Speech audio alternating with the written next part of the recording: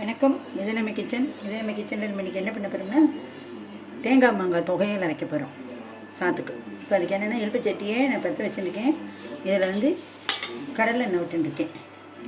இப்போ ஃபஸ்ட்டு என்ன பண்ணுறோம்னா இதுமாரி ஒரு 2 கொட்டைப்பாக்கு அளவுக்கு புளி, 3 மிளகாய் வத்தல், கருவேப்பிலை 2 ஆறு, கடலைப்பருப்பு 2 டேபிள் ஸ்பூன், உளுத்தம் பருப்பு 1 டேபிள் ஸ்பூன். நான் எடுக்கின்ற அளவுக்கு இது போதும். இதெல்லாம் வறுக்கணும். இது கூட ஒரு பச்சை மிளகாய் எல்லாத்தையும் போட்டு வறுக்கணும். வறுபட்டு வரட்டும் பார்க்கலாம்.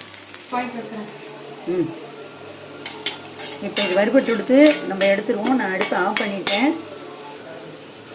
இப்போ இதெல்லாம் வறுத்து நம்ம எடுத்துட்டோம் மிக்ஸி ஜாரில். இப்போ இதோட இந்த மாங்காயும் சேர்த்து போடுறேன். நான் இதுக்கு தேவையான உப்பை போட்டுக்கிறேன். இதை வந்து கொஞ்சம் குறைன்னு அரைக்க போகிறேன். உப்பு பார்த்து கம்மியாகவே போடுங்க.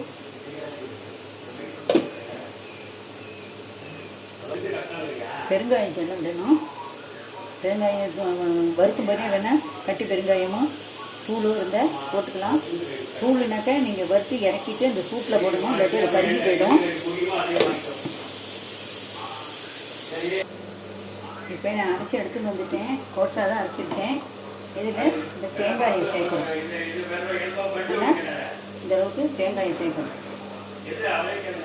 விருப்பப்பட்ட அளவுக்கு சேர்க்கலாம். நான் இந்த அளவுக்கு போதும் அப்படிங்கிறதுனால நான் சேர்த்துருக்கேன். இது கொஞ்சம் நல்லா அரைப்பட்டு வரதுக்காக ஒரு 2 டேபிள் ஸ்பூன் அளவுக்கு ஜலம் விட்டுக்கிறேன். இதை வந்து ஒரு புகையில் கரைக்கிற மாரி பக்குவத்தில் அரைச்சிக்கணும். இப்போ நம்ம இந்தமாரி அரைச்சிட்டோம். இதை வந்து இந்த கப்பில் எடுத்துடலாம். இதுமாரி என்ன கோர்ஸாக அரைச்சிட்டு இல்லை, நைஸாக வேணுங்கிற நைஸாக அரைச்சிக்கலாம். அதுக்குள்ள கோர்ஸாக அரைக்கிறது தான் வழக்கம். இதை வரைச்சி எடுத்துட்டு நம்ம இதுக்கு வந்து ஒரு தாளிப்பு கொடுக்கணும். என்ன ஒன்றும் தாளிப்புனா வேறு எதுவும் பண்ண போகிறதில்லை. கடுகு, எண்ணெயில் கடுகு, உளுத்தம் பருப்பு. அது தேங்காய் எண்ணெயாகவும் இருக்கலாம், நல்லெண்ணெயாகவும் இருக்கலாம், எந்த எண்ணெயாகவும் இருக்கலாம். வேறு எந்த எண்ணெயும் சேர்த்துக்க வேண்டாம்.